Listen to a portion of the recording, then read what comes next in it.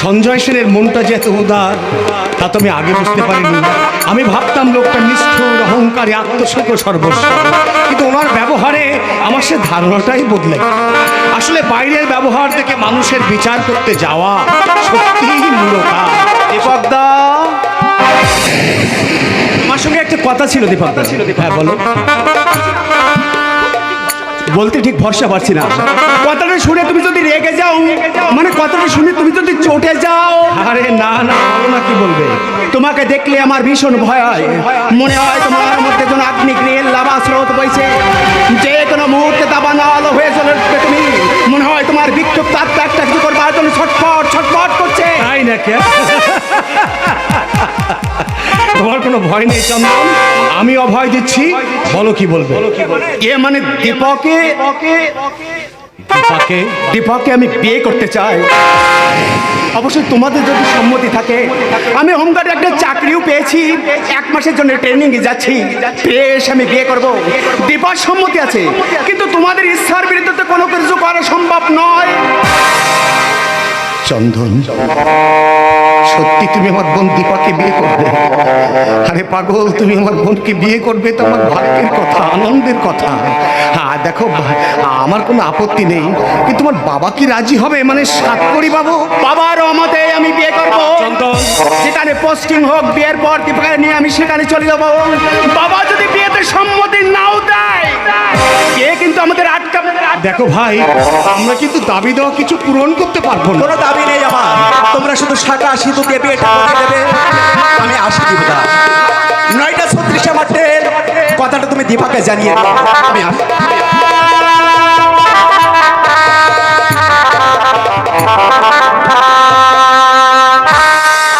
যাক, একটা ভাবনা থেকে অন্তত রেহাই পেলাম। ছেলে হিসেবে চন্দন খুবই ভালো, কিন্তু বদমাইশ শালা ওর বাপটা। এই টাকা দিয়ে কোনো একটা ব্যবসা আরম্ভ করবো। সোমনাথের সঙ্গে আলোচনা করে। এই লোকটা স্যার, এই লোকটা আমি মাল কিন্তু সরে যাচ্ছিলাম, চুরি দেখিয়ে আমার 2000 টাকা ছিনতাই করে নিয়েছে স্যার। গ্রেফতার করুন স্যার, লোকটাকে গ্রেফতার করুন। বাজে কথা বলবে না বিনোদ, নিজে বদমাইশ।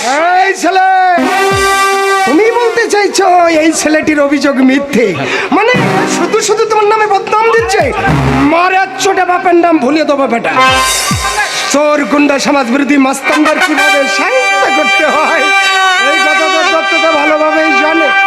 এই খোকা, পয়সা করে যদি কিছু নিয়ে থাকো ভালো ভালো ফেরত দাও, আমি কিচ্ছু বলবো না। আপনি বিশ্বাস করুন কারণ বাবু, আজে বাজে কথা বলছিল বলে আমি ওকে মেরেছি ঠিকই, কিন্তু টাকা পয়সা আমি কিচ্ছু নেইনি। আমি তোমাকে সার্চ করব। টাকা পয়সা যদি খোকা তোমার কাছ থেকে বেরোয়, তোমার বাপের নাম আমি ভোলা বানিয়েছি।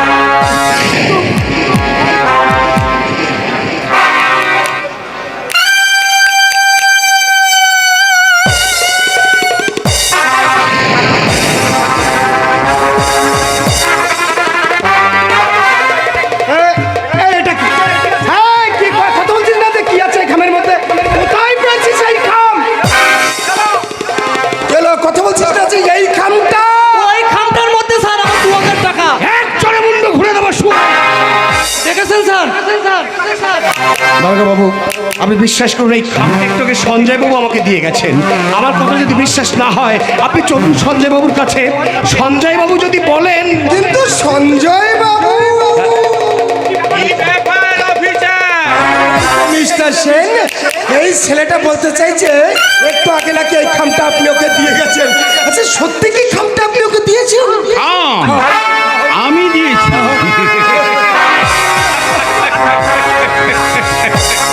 তুমি কি গাঁজা টাজা টেনে এসেছো নাকি ছোকরা? আমি কেন খাম দিতে যাব? তাছাড়া ওর সঙ্গে তো আমার দেখাই হয়নি। কি আছে ওই খামটার মধ্যে? আমার 2000 টাকা। আমি মাল কিন্তু সরে যাচ্ছিলাম, চুরি দেখিয়ে আমার 2000 টাকা ছিনতাই করে নিয়েছে। I see. আপনি তাহলে এই খামটা ওকে দেননি? না, অফিসার, টাকায় কি আমাকে কামড়াচ্ছে যে যাকে তাকে টাকা দিতে যাবো? হাতে নাতে ধরা পড়ে বেড়া সবাই গাইছে। আসলে এরা হচ্ছে সমাজ বিরোধী। অর্থরক্ষের দমন করতে না পারলে সমাজের সুস্থ দেহটা এরা বিষে তুলবে অফিসার। সঞ্জয় বাবু, কাইন্ডলি একটু শুনুন। এই হাতে নাতে ধরা পড়ে শোনা বোঝার কি আছে?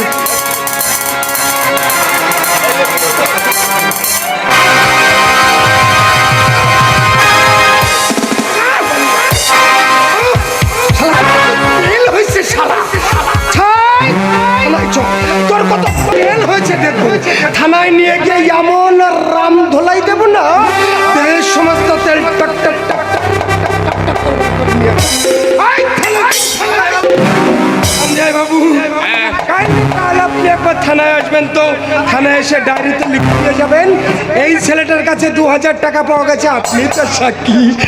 আমার ওয়াইফ বলে বছর তিনেক যাতে শ্রীগর বাস হয় সেই চেষ্টাই করবে না বিচার। Yes! এই চেষ্টা তো অবশ্যই করবো। আমার ওয়াইফ কি বলে জানেন? কি বলে? বলে তোমার মনটা ভারী কোমল, ওই ভদ্র মহিলাকে আমি বুঝিয়ে দেবো, প্রয়োজনে আমি কত কট্টর হতে পারি। চলাই।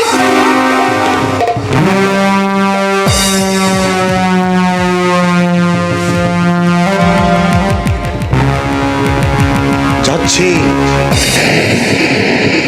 যাচ্ছি সঞ্জয় সেন, কিন্তু কতদিন তুমি আমাকে জেলের অন্ধকার ঘরে আটকে রাখবে? তোমার চক্রান্তের জাল ছিন্ন করে একদিন আমি অন্ধকার থেকে আলোয় বেরিয়ে আসবই। আর তাই তাই তাই আর সেদিন দেখবো কেমন করে তুমি এই সমাজের বুকে মাথা উঁচু করে দাঁড়িয়ে থাকো। পারবে না সঞ্জয় সেন, এই মানুষের মাঝে আমি তোমার শয়তানি মুখোশ খুলে দেবো, সকলের সামনে বের করে দেবো তোমার শয়তানি মুখ, সকলের সামনে প্রমাণ করে দেবো সঞ্জয় সেন একটা মানুষ রূপে দুপে জানোয়ার জানোয়ার জানোয়ার।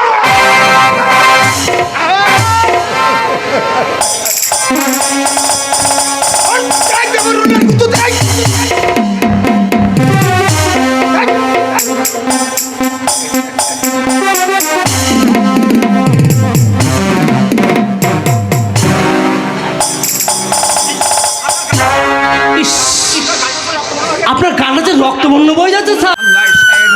এরা ছুটতে মাস্তান কঠোর অস্ত্রে দমন করতে না পারলে সমাজ আমরা পিছিয়ে তুলবে।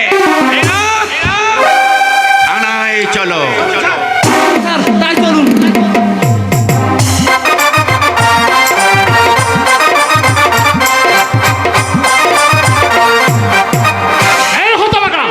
তুই কল্যাণের ঠিকানা শিবরাজ রায় বলেছিস, লক্ষ্মী ছাড়া লাঞ্ছাতে কল্যাণগড় পর্যন্ত ধাওয়া করেছিল। আবার আমার কাছে নাকে কাঁদুনি গাইছে যে আমার বিবাহে চিন্তায় কেসে ধরা পড়েছে। দয়া করে আপনি চন্ডুর ঠিকানার দিন, কথাটা শুনে ইচ্ছে হচ্ছিল ঠাস করে একটা বসিয়ে দিই। বাবুর ঠিকানা দিয়েছিলেন? ঠিকানা দেবো? এই আমি কি তোর মতো গাড়ল বিটাকে ধুলো পায়ে বিদায় করে দিয়েছি আর মুখের উপর বলে দিয়েছি একটা সমাজ বিরোধী পরিবারের সঙ্গে আমার কোনো সম্পর্ক নেই, ভবিষ্যতে কোনোদিন তুমি আমার বাড়িতে আসবে না। আপনি কি মানুষ? একটা রুগ্ন অসুস্থ মানুষ বিপদে পড়ে তার ছেলের খোঁজ করতে এসেছিল আর আপনি তাকে 23 বছর আগের প্রতিশ্রুতির কথা আপনার মনে নেই? থাকার কথাও নয়, কারণ ধনবান মানুষেরা সর্বচেষ্টায় তাদের অতীতকে ভুলে দেখার চেষ্টা করে, এটাই তাদের চরিত্রের বৈশিষ্ট্য। আমি তোকে সাবধান করে দিচ্ছি অভয়। মনে পড়ে বাবু, মনে পড়ে বহুদিন আগে বস্তির এক ভাঙা ঘরে এক অশ্রুমুখী মায়ের সামনে হাত জোর করে শপথ করে বলেছিলেন আপনার ছেলেটিকে আমি ভিক্ষে চাই, সারা জীবন আমি আপনার কাছে কৃতজ্ঞ থাকবো বলেছিলেন। হ্যাঁ বলেছিলাম, তাই বলে আরো বলেছিলেন প্রতি মাসে ছেলেটাকে দেখিয়ে নিয়ে যাব, কিন্তু ছেলেটিকে বোর্ডিং এ লুকিয়ে রাখলেন পাছে মা বাবাকে চিনতে পারে সেই ভয়ে। বাবু, রক্তের দাবিকে আপনারা অস্বীকার করতে চান, অর্থের অহংকার মনুষ্যত্বকে আপনাকে পায়ে মারিয়ে দেবে। আমি তোকে সাবধান করে দিচ্ছি অভয়, কল্যাণের কানে যেন এই কথা না যায়। ওদের এই ছেলেকে আমি নগদ 5,000 টাকা দিয়ে কিনে নিয়েছি, ওই কল্যাণের উপর ওদের কোনো অধিকার নেই। দিয়ে কিনে নিয়েছেন না বাবু? টাকা দিয়ে? আচ্ছা বাবু, টাকা দিয়ে কি পিতৃত্বের অধিকার পাওয়া যায়? তাই যদি খেত, আপনি তো কত হাজার হাজার টাকা খরচ করেছিলেন, পেরেছিলেন সন্তানের বাবা হতে। আর করে আপনি আমার মুখ বন্ধ করতে পারবেন না বাবু। আমার যদি সহস্র কণ্ঠ থাকতো, সহস্র কণ্ঠে বলতাম আপনারা ধনীরা ঢালোয়া প্রতিশ্রুতি দিতে জানেন, রক্ষা করতে জানেন না, রক্ষা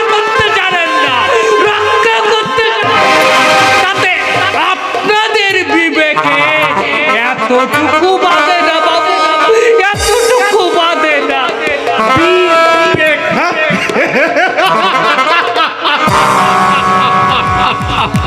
যেমন ভাবে হোক এই অভয় হারামজাদাটাকে এই বাড়ি থেকে তাড়াতে হবে, নইলে হয়তো কোনোদিন কল্যাণের আসল পরিচয় ফাঁস করে দেবে।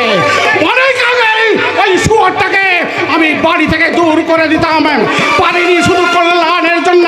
এবার এবার বৌমাকে বলবো ওই শুয়োরটাকে যেন লাথি মেরে বাড়ি থেকে দূর করে দেয়।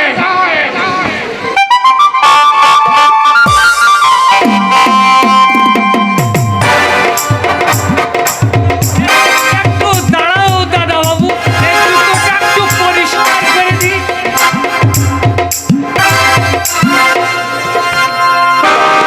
আচ্ছা আচ্ছা অভয়দা, তুই আমাকে এত ভালোবাসিস কেন বলতো? আমার পায়ে কাটা ফুটলে মনে হয় তোর বুকে শেল বৃত্ত হয়েছে। কোনো মাও বুঝি তার ছেলেকে এতটা ভালোবাসে না রে, অথচ তুই বাড়ির চাকর। ভালোবাসি জানো বাবু? কেন?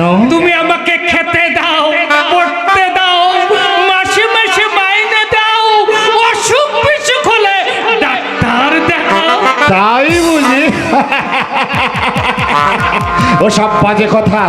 শোন, সব বাবুরা তার চাকরদের মাইনে দেয়, আর চাকররাও যথাসাধ্য চেষ্টা করে বাবুদের কর্তব্য করবার জন্য। কিন্তু তোর কাজের মধ্যে কোনো কর্তব্য মধ্যেই কি আছে জানিস? হেন মায়া মমতা, যা টাকা দিয়ে কেনা যায় না রে ভাইদা।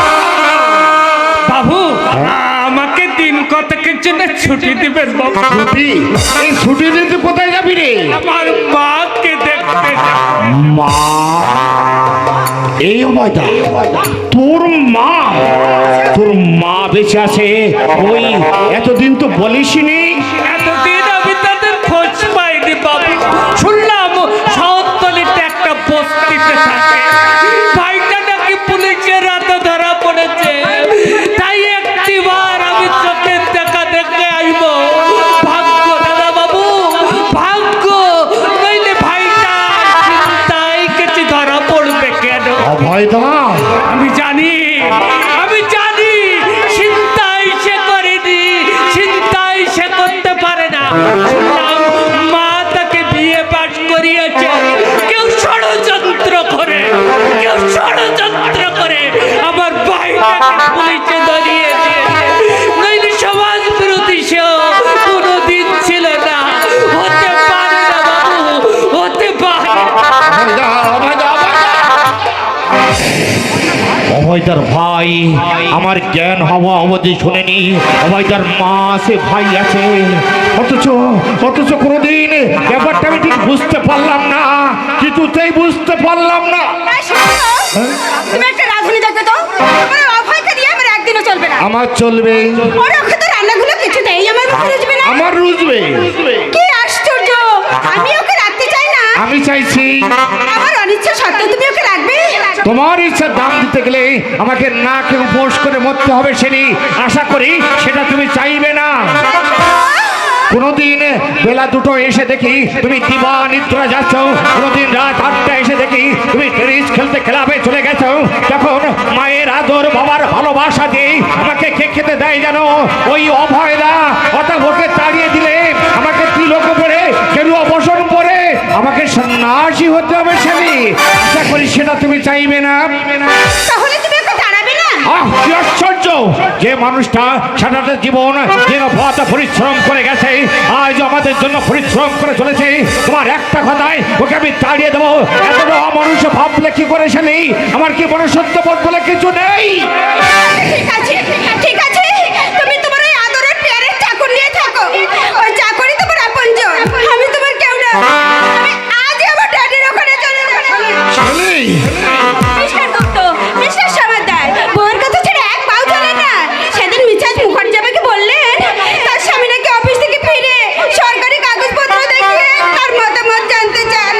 আর আমার ভাগ্যটা এমনই, আমার কোনো কথাই তোমার কানে যায় না।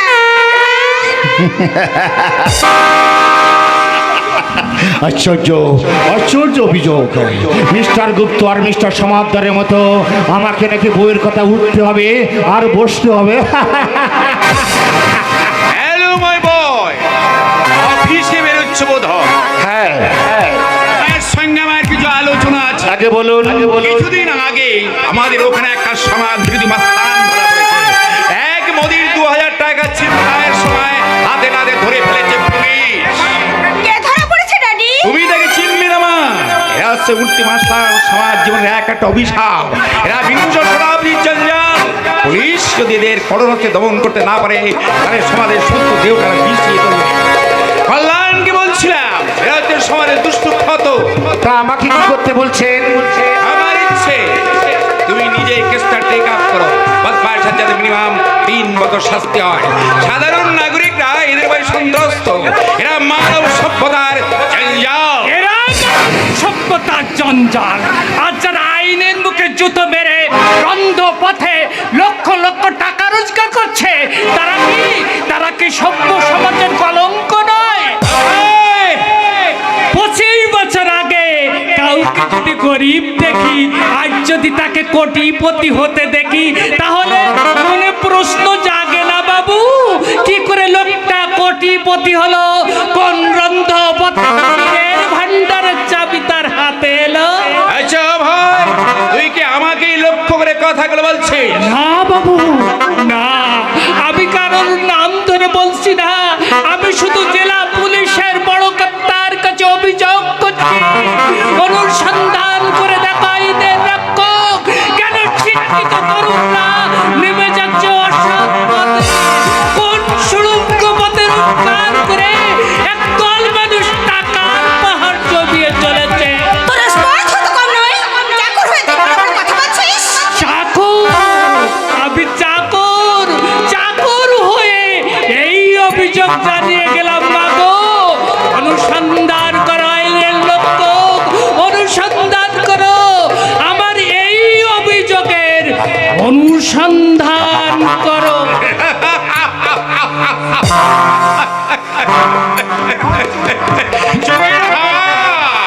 যুগের হাওয়া দেখছি উল্টে গেছে। বাড়ির চাকর তার মনিবকে উপদেশ দেয়, কে বলে দেশের অগ্রগতি হয়নি।